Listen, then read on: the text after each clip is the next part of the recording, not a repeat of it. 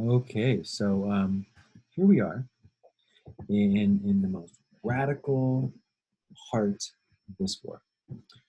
Um, Life in France is scary.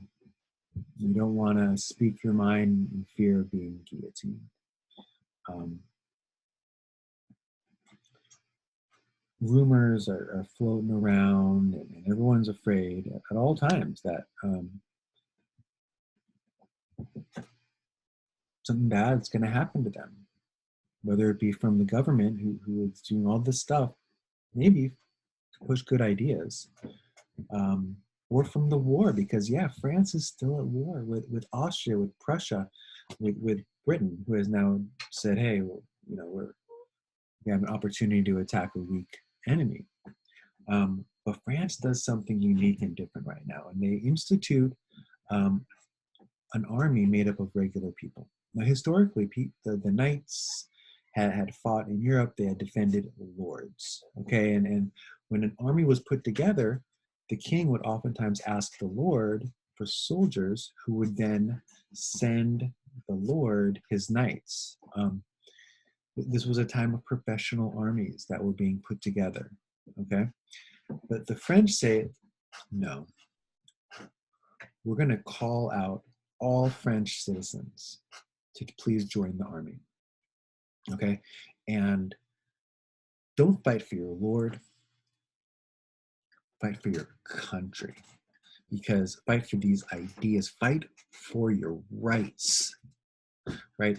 This is more than just fighting to help the Lord or fighting to help the king stay in power. This is fighting for your right to freedom of speech, of religion, of equality under the law. Fight for your rights. And it works. And it pulled together a 1,000,000-man army, the largest army that Europe has ever seen. Again, not asking anyone to fight for their king to stay in power or their lord, but to fight for their rights for equality under the law, freedoms of speech and religion. And because the numbers are so huge, they're able to easily push the Austrians back um, across the Rhine River. They take part, which is located around here, that they take parts of the Austrian Netherlands. They're victorious in battle. Okay, the French push everyone out and push everyone back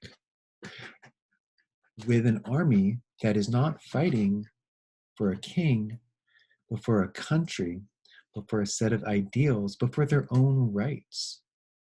And everywhere they go, they're spreading their message. They're saying, did you guys know that in France, we have rights that can't be taken away from the king? How you like that, Austria? How you like that, Prussia? Having to do everything your king tells you to do all the time.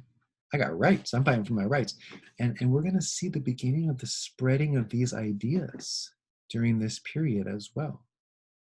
And when other Europeans hear about it, they really like this. They say, wait a minute, you guys, your king can't just arrest you if he feels like it and torture you. You say, no, man, this is why we're fighting. Okay? So after France has successfully defeated the Eastern European invaders, they decided to pull back. They said, this reign of terror was too much. We have to stop killing so many people. This was just a wartime thing. But Maximilien Robespierre says no. Maximilien Robespierre says there's still more things to do. He wants to hold on to power. You know, power is a crazy thing. Once you get it, it's really hard to let go of. And Maximilien Robespierre starts floating rumors, or rumors start floating about him that he's going to start calling out people in the National Convention, members of the Parliament of the Congress, as being enemies of the revolution if they don't let him keep going with it.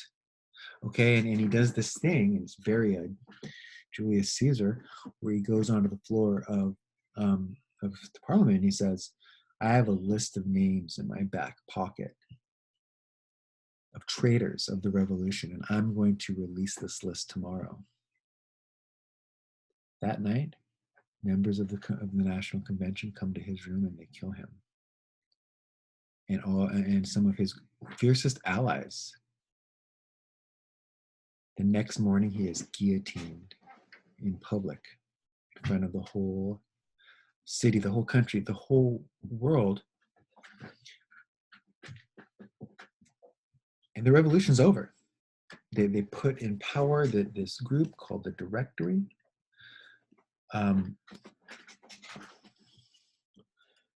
They try to allow churches to reopen. They want to write now a new constitution. A government that has two houses, one legislature, and one writes laws, the other approves the laws.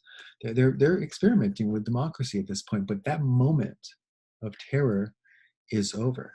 The problem is that members of both houses are only chosen by the rich, and only 30,000 people got to vote in this first election. So the people of France are saying, wait a minute, why did we just do all that?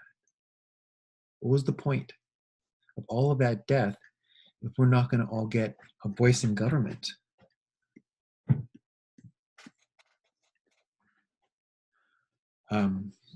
So they create a government called the Directory. The government is only going to last 5 years. It ends up being kind of corrupt by money. And we're going to find that a guy named Napoleon Bonaparte is going to take over. This is where we're going to pick up